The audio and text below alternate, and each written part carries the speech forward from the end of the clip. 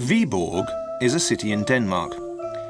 It is an old city, but it has only a few old buildings. A great fire destroyed most of the old town in 1726. Mr. Andersen was writing a book on the history of Denmark. He went to Viborg in 1891. He wanted to study the history of the town. He stayed in an old building in Viborg, the Golden Lion Inn. The inn was nearly 350 years old. Andersen asked the landlord for a large room. The landlord of the Golden Lion showed him two rooms, room number 12 and room number 14. There were 3 large windows in each room. The windows looked onto the street. Andersen chose room number 12. In the evening, Andersen went downstairs for supper. He saw a blackboard. The names of all the guests were written on the blackboard. Andersen saw that the inn was full. There were no empty rooms. Andersen noticed that there was no room number 13. 13 is an unlucky number. Many people do not want to stay in a room with an unlucky number. When Andersen went upstairs to bed, he tried to unlock his door. It did not open. Then he saw that he had made a mistake. It was the wrong room. The number on the door was number 13. He heard someone moving inside the room. "I'm very sorry," he said, and went to the door of room number 12. Perhaps the servants sleep in room 13, Andersen thought. He decided to ask the landlord about it the next day. Andersen lit the oil lamp and looked round.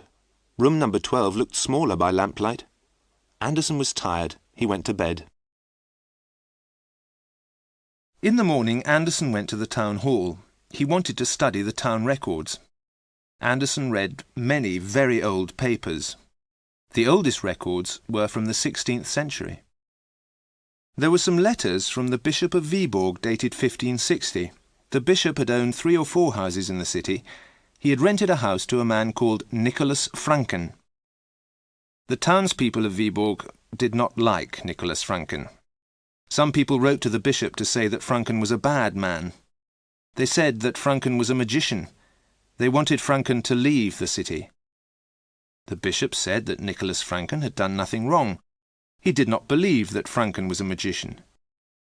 It was time for the town hall to close. As Andersen was leaving, the town clerk spoke to him. "I see you are reading about the bishop and Nicholas Franken," the clerk said. "I am interested in them, but I do not know where Franken lived. Many of the town records were burnt in the Great Fire of 1726. Andersen thanked the clerk and went back to the Golden Lion. He wanted to ask the landlord about room number 13, but the landlord was busy. Andersen went upstairs and stopped outside the door of number 13.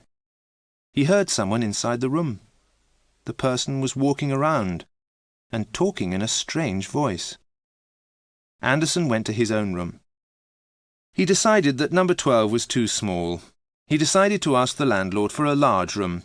Also, he was angry because his suitcase was missing. It had been on a table beside the wall. Both the table and the suitcase had disappeared. Perhaps the landlord had moved the suitcase to a storeroom. Andersen wanted it back. It was too late to call the landlord. Andersen went to the window and lit a cigarette. He looked out of the window. There was a tall house on the opposite side of the street. The lamp was behind him. He saw his shadow on the wall of the house opposite. The person in room 13 was also standing at the window. Andersen saw a second shadow on the wall of the house opposite. This second shadow was strange. The person in room 13 was wearing a tall, pointed hat. Also, the light from room 13 was red. The light was the colour of blood. Andersen opened the window and put his head outside. He tried to see the person in the next room. He saw the sleeve of a long white coat. That was all. The person in room 13 suddenly moved away from the window. The red light went out. Andersen finished his cigarette. He left the ashtray on the window ledge. Then he turned out the lamp and went to bed. The picture sequence from the cinema has finished. You can look at it once more if you want. Next morning, the maid brought hot water to the room. Anderson woke up and remembered his suitcase. "Where is my suitcase, please?" he asked. The maid laughed and pointed. The suitcase was on the table beside the wall. It was exactly where Anderson had left it. He noticed another strange thing. His ashtray was on the middle window ledge. He clearly remembered smoking his cigarette by the end window, next to number 13. He finished dressing and decided to visit his neighbour in room 13. He was surprised when he went to the door of the next room. The next room was number 14. Anderson was frightened. Was he going mad? After breakfast, he went to the town hall and read more of the old papers. He found only one more letter from the bishop about Nicholas Franken. A group of townspeople had tried to make Franken leave Viborg. They had gone to Franken's house, but Franken had disappeared. The bishop wrote that no one knew where Franken had gone. That was the end of the matter. That evening, Anderson spoke to the landlord of the Golden Lion Inn. "Why is there no room 13 in the inn?" he asked. "Many people won't sleep in a room number 13, the landlord replied. "They say it's unlucky."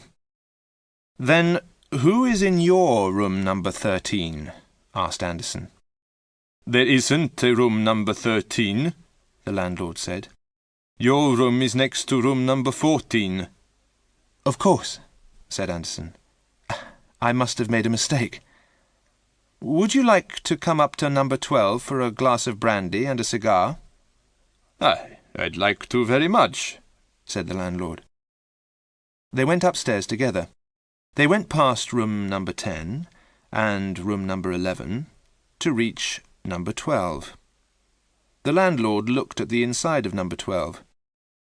"This room looks very small," he said. Anderson poured 2 glasses of brandy. Both men lit cigars. Anderson opened the window to let out the smoke. There was a red light and a shadow on the wall of the house opposite. The light came from number 13. The shadow was dancing wildly, but there was no noise. Anderson sat down to drink his brandy. He wanted to tell the landlord about the strange things he had seen. Suddenly, a terrible noise came from the next room. "Is that a cat?" asked Anderson. "Or is there a madman in the room next door?" "It's Mr. Jensen," said the landlord. "He often stays in room 14. The poor man must be ill." A loud knock sounded on the door of Anderson's room. Suddenly a man opened the door and came in. "Please stop that terrible noise," the man said. "Mr. Jensen," the landlord said. "We thought you were making the noise." The 3 men looked at each other for a moment. Then they went out quickly into the corridor. The noise was coming from the door of room number 13. The landlord banged on the door and turned the handle. The door was locked. "I'll bring men to break the door down," the landlord shouted and ran down the stairs. Jensen and Anderson stood outside number 13.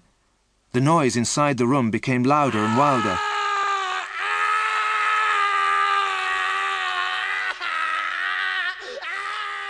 "I want to tell you something strange," Jensen said to Anderson. "My room has 3 windows in the day and only 2 at night. Perhaps you think I am mad." "Good Lord, my room is the same," said Anderson. "My room looks smaller at night than during the day." The door of number 13 opened suddenly, and an arm came out. The arm was thin and covered in grey hairs. The fingernails were long and dirty. Anderson shouted and pulled Jensen away from the door. The arm disappeared and the door closed. The sound of mad laughter came from number 13.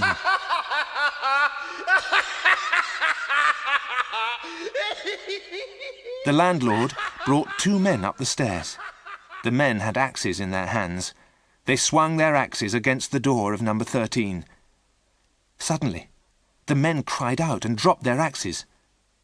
They had hit a wall. The door of number 13 had disappeared. In the morning, workmen pulled up the floor between rooms 12 and 14. Under the floor, they found a box. There were old papers inside the box.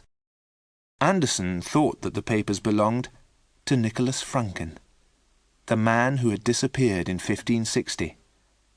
No one was able to read the writing on the papers. It was in a strange language. The writing was brown. The ink looked old. But Anderson did not think it was ink. He thought the papers were written in blood.